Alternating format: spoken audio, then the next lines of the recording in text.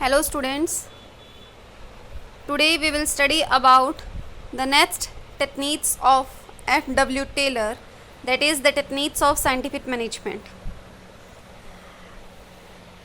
Till now we have studied 4 techniques of Taylor, that is functional foremanship, standardization and simplification,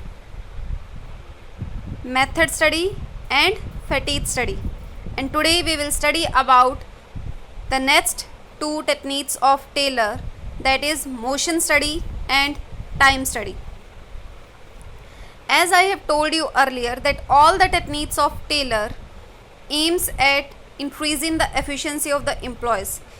Taylor works on the shop level and he always try to observe the workers and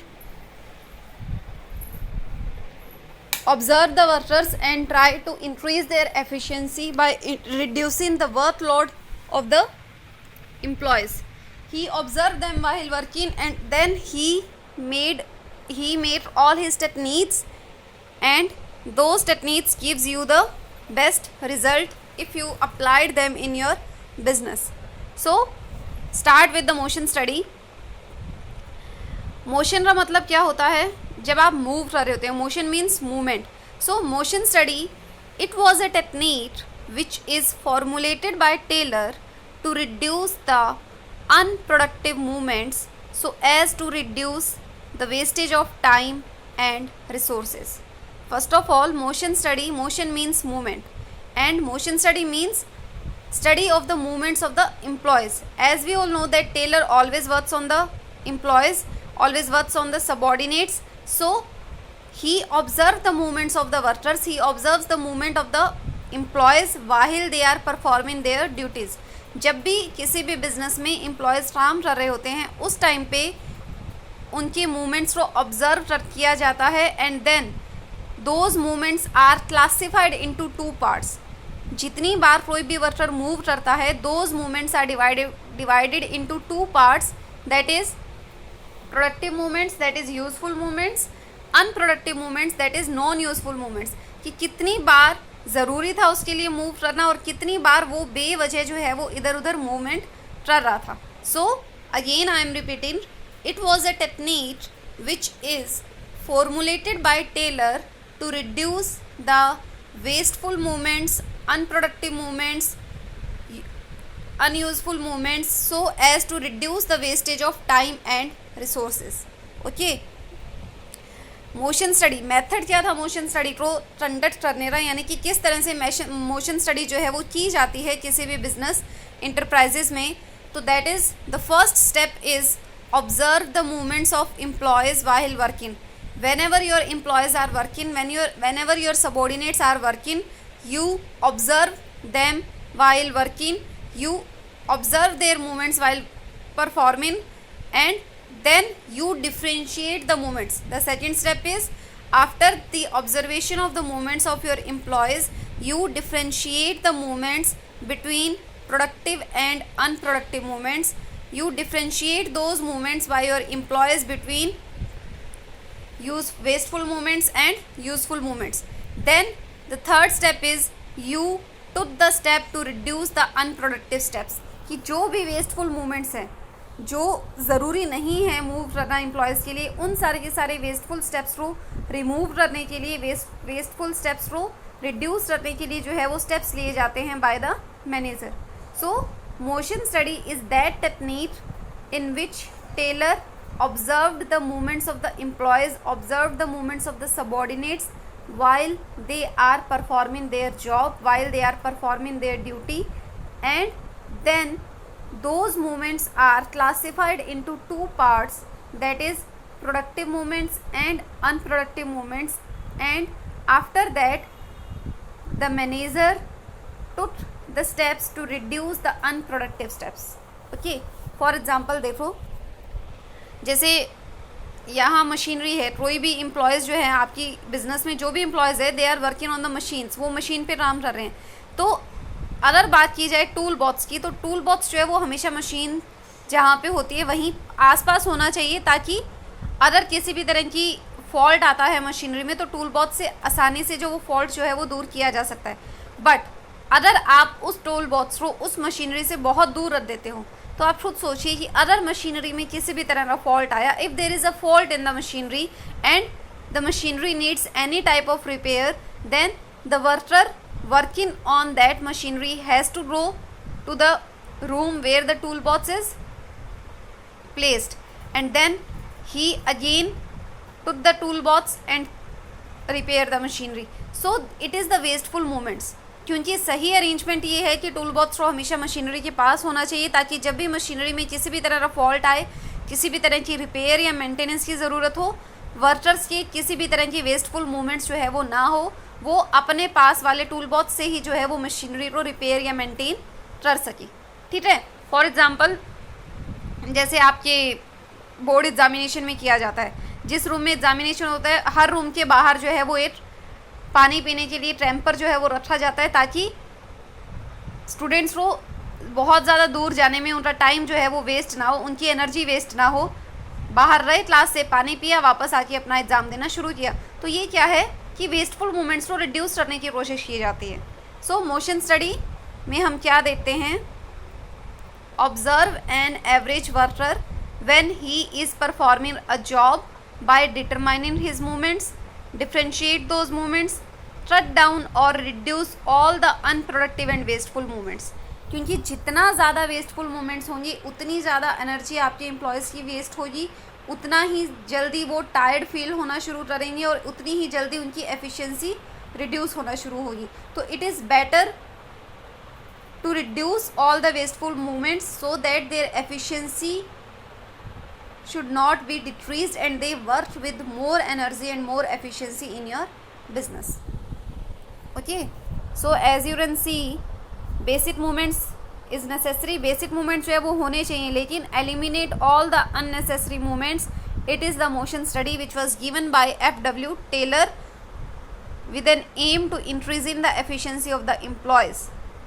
So it is the science of eliminating wastefulness resulting from using unnecessary and ill-directed and inefficient motions by the workers and machines to identify best method of work. So motion study is a science which aims at eliminating all the wasteful movements and all the unnecessary movements of workers. That's it. I hope you understand the basic meaning of motion study. Once again, motion study is the study of movements of the workers while they are performing their jobs. Now the next one is time study. Time study means it determines the standard time taken to perform a well defined job. The objective of time study is to determine the number of workers to be employed, frame suitable incentive schemes and determine labor cost. देखिए, time study का main मकसद क्या है। Time study में क्या किया जाता है, in time study Taylor decide the time limit for the completion of any type of work. किसी भी काम को करने में मैक्सिमम कितना टाइम लगना चाहिए, उस टाइम लिमिट को जो है वो डिसाइड किया जाता है टाइम स्टडी में। कैसे किया जाता है, with the help of a stop watch. Manager क्या करता है, वो अपने बिजनेस में जितने भी वर्कर्स होते हैं, एवरेज वर्कर्स, नॉर्मल वर्कर्स, उन दोनों वर्कर्स से जो है वो काम किसी भी एक एक्टिविटी को करवा के देता है और स्टॉप वॉच की हेल्प से टाइम जो है वो मेज़र करता है। और इसी तरह से फिर उस टाइम से जो भी, जैसे मान लो किसी एम्प्लॉय ने 5 मिनट में किया, किसी ने 7 में किया, किसी ने 8 में किया, किसी ने 10 मिनट में काम किया, सेम काम। अब टेलर क्या रहता है कि उस सारे के सारे टाइम की जो टाइम आपने कैलकुलेट किया है ऑन द डिफरेंट एम्प्लॉयज़, उन सारे के सारे टाइम का एक एवरेज टाइम जो है वो कैलकुलेट करके हम उसे स्टैंडर्ड टाइम के रूप में सेट कर देंगे कि इस काम को करने में जनरली जो है वो इतना टाइम लगेगा। फॉर एग्जांपल 8 मिनट्स लगेंगे इस काम को करने के लिए। सो इससे क्या होता है, इट स्टडी, ये जो टाइम अब हमने डिसाइड कर दिया 8 minutes for any type of work, ये आपको हेल्प करेगा differentiation of the employees into two categories, efficient and inefficient. Efficient कौन होगा, जो 8 मिनट में उस काम को कर देगा या जो 8 मिनट से पहले ही उस काम को फिनिश कर देगा। And who will be the inefficient employees, जो 8 मिनट से ज़्यादा टाइम लेगा. सो एज अ रिजल्ट इससे क्या होता है, the employees are classified into efficient and inefficient category. So जो एफिशिएंट एम्प्लॉयज़ होते हैं उनको आप रिवॉर्ड्स देते हो, आप उनको किसी न किसी तरह से इंसेंटिव्स प्रोवाइड करवाते हो, so that they feel motivated. And by seeing those incentives, by seeing those motivational incentives, your inefficient employees will also start doing their work with more efficiency. They want to be in the efficient category and they start working with much more dedication. So time study का main मकसद ये होता है कि आपके employees की efficiency को बढ़ाना. Because in this study a standard time is set by observing the worker for doing any type of duty, and the employees, the subordinates, the workers who perform the job within that time are termed as efficient employees, and the employees which do not work within that time, they are termed as inefficient employees. Rewards are provided to efficient employees so that the inefficient employees feel demotivated and they try much more hard to become a part of the efficient employees, so that they also get the motivational incentives. Okay, so time and motion study is a technique for recording the time of performing a certain specific job which is carried out under specified conditions, for analyzing the data so as to obtain the time necessary for an operator to carry it out at a defined rate of performance. So time and motion study दोनों ही technique है. Motion study में movements को observe किया जाता है, time study में time को observe किया जाता है. मेथड क्या होता है टाइम को ऑब्जर्व करने का? Taylor observe the time for completion of any work not by rule of thumb. Taylor, क्योंकि टेलर है भैया साइंटिफिक मैनेजमेंट के फादर हैं, तो कोई भी काम रूल ऑफ थंब से अपने विश, इंट्यूशन या डिज़ायर से नहीं करेंगे. हर काम के पीछे जो भी डिसीजन ले रहे हैं उसके पीछे वैलिड रीज़न हो रहा ही हो रहा, साइंटिफिक अप्रोच ही आपको मिलेगी. क्यों? क्योंकि भैया साइंस का फादर माना जाता है, तो साइंस ही चलाएंगे. So Taylor observe the time for completion of any work not by rule of thumb but by noting the time with the help of a stopwatch when the employees are performing and then set the standard time. जब भी employees काम कर रहे होते हैं with the help of a stopwatch standard time set करते हैं, और फिर उस स्टैंडर्ड टाइम में जो एम्प्लॉयज़ काम कर देते हैं भैया वो एफिशिएंट बन जाते हैं, जो नहीं करते वो इनएफिशिएंट बन जाते हैं. So simple. Now the difference between motion study and time study. Meaning motion study it relates to watching and recording the movements. Motion study में आप मूवमेंट्स को ऑब्जर्व करते हैं. It relates to the study of observation of the movements. And time study it involves careful measurement of time required to do any type of job. Nature, it is concerned, motion study is concerned with the minimization of movements of operators. Time study increase in the efficiency of the labor. Purpose of motion study is to determine the best way of doing a job, and the purpose of time study is to determine fair day's work. Motion study is conducted with a moving camera, क्योंकि आप movements जो है वो watch की help से तो observe नहीं कर सकते हो ना, आप कैमरे की हेल्प से करते हो, जैसे आपके स्कूल्स में किए जाते हैं. सारी क्लासेस में कैमरे लगाए जाते हैं स्टूडेंट्स की मूवमेंट्स को ऑब्जर्व करने के लिए. एंड टाइम स्टडी में हम टाइम जो है वो मेज़र करते हैं with the help of a stopwatch. So ये था हमारा टाइम स्टडी और motion study. Time study is concerned with the amount of time task completion, and motion study concerned with the efficiency of motion. So motion study and time study, till now we have studied about 6 techniques of Taylor, that is functional foremanship,